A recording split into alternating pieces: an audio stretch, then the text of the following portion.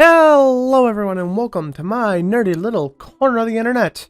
Today we are doing a review and guide to Lorcana Limited. Specifically, Lorcana the first chapter.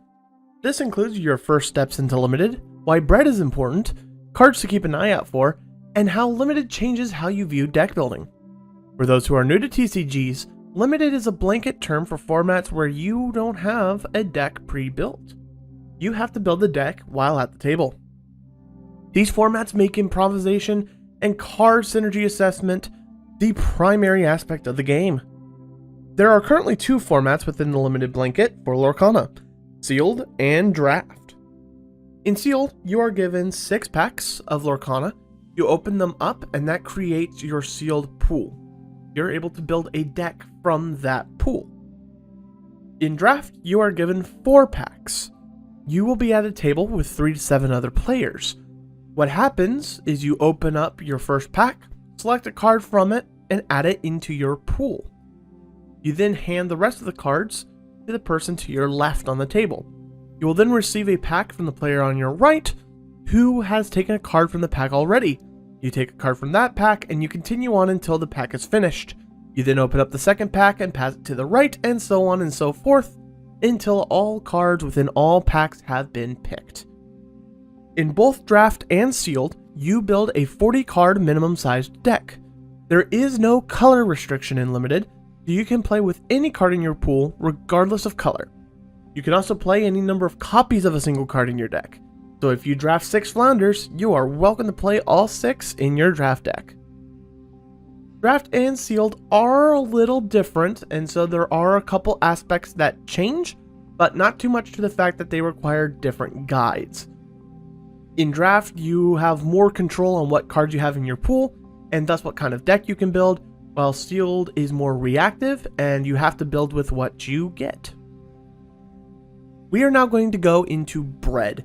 Bread is an acronym used frequently in limited circles and other TCGs in order to help players that are new to the limited scene. Bread is an acronym to keep in mind whenever you are drafting your packs.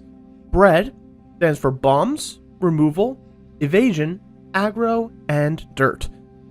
You should look for cards in the order of Bread. I like bread. I like bread. I like bread. B stands for Bombs. Bombs are cards in a set that completely change the game on their own the moment they enter play. Whether it's a large body that's hard to take out, a card with an insane ability that clears the board, something that can get you up from behind, and something that gets you ahead from even. R stands for Removal. Removal are cards that keep your opponent from progressing to their win condition. There is straight removal like Dragonfire and Let It Go, but there's also soft removal that deals damage such as Fire the Cannons and Stampede. I also consider characters with Rush such as Rafiki and Maui as removal, as they are cards that deal surprise damage to the opponent and can easily create 2-for-1s, which is just as valuable as straight removal, if not more. So, in Lorcana, R for Bread will stand for Removal and Rush. E stands for Evasion.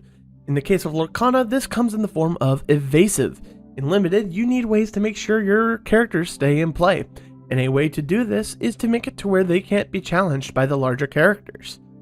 What is also nice is that evasive characters can challenge your opponent's evasive characters, so make sure to prioritize cards with this ability. A stands for Aggro. Aggro is the term for cards that attempt to get you to your win condition as soon as possible.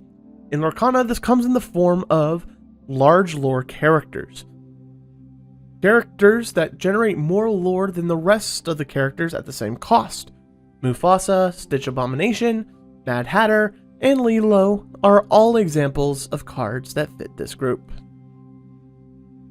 Finally, D stands for Dirt. I'm not a big fan of calling it Dirt because there's still great cards that are within this group. However, these are the cards that don't necessarily fit within the primary 4 of B, R, E, and A. Cards with Bodyguard, Card Draw, cards with Support, and some other great abilities are within this, just don't fit into the first 4, but still can be great for your limited deck. And that is Bread. When looking at your pool, either after your draft or after opening your packs for Sealed, Take out your bombs, removal, evasion, and aggro cards and put them in a pile separated by their ink cost. We will be using this to help determine our curve. There are a number of cards that break bread, cards that don't necessarily fit into one of the first 4 groups, but are still picks that kind of mingle in those 4. These include Friends on the Other Side, You Have Forgotten Me, and Simba, Protective Cub. These cards break bread due to their incredible value. Friends on the Other Side is pure card advantage, and being able to be sung just magnifies that value even more. You Have Forgotten Me practically ends your opponent's curving out on turn 4. And Simba, Protective Cub, is the best 2-drop in Limited, protecting your 1-drops from challenges, and even being a late game bodyguard has great value. So, you've had your daily bread, and now we are in the Dirt group, and we still have 25-ish cards to put into our deck. What should we do now? Well, we have our B, R, E, and A separated into ink cost piles. This is our initial curve. What we need to do now is look at the cards in our dirt pile and see what we can use to smooth out our curve. If you don't know what a curve is, check out my TCG 101 series where we look at the curve, how that works, and a couple other basic terminology within the TCG community. A curve in Limited isn't going to be perfect, but it's still wise to have a decent looking one. What we want is our 1 and 2 drops to count up to about 10, about a fourth of our deck.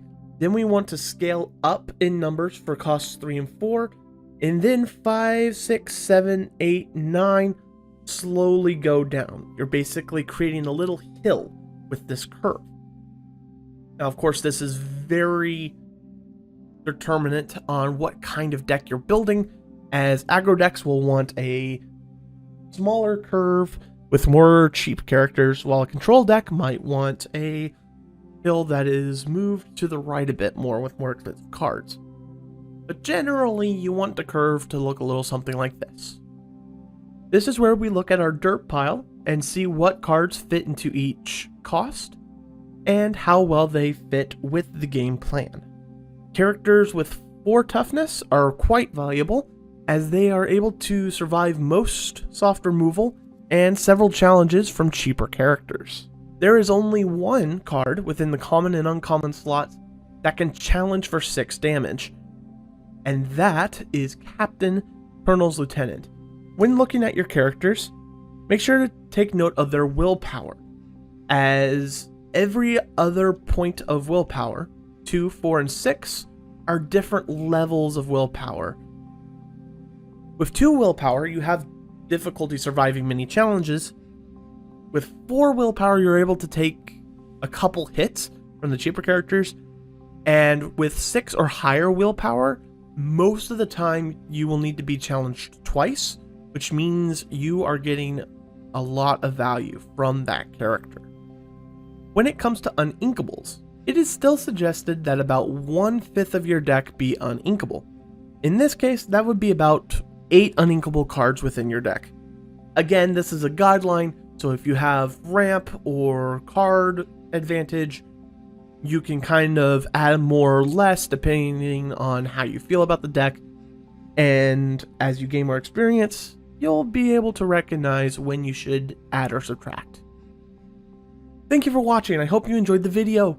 If you did, please make sure to like and subscribe, and I'll see you next time. Good luck out there.